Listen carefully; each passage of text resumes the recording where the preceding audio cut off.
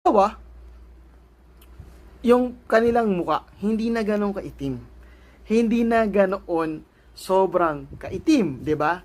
So, bakit ganun? Pwede rin na ipari sila sa mga fishery.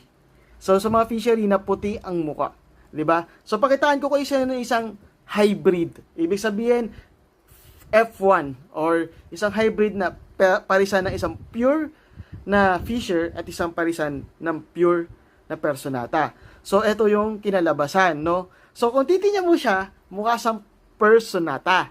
Pero yung mukha niya, maputi pa. So, naghati yung puti, tsaka yung itim. So, hindi niya naabot yung sobrang itim ng personata. So, nangyari, meron siya ng maskara na merong shading ng puti sa harapan. So, ibig sabihin, pwede ito pag binalik ko sa personata, maglabas ulit to ng sobrang itim na ng mukha, pero medyo maputla na.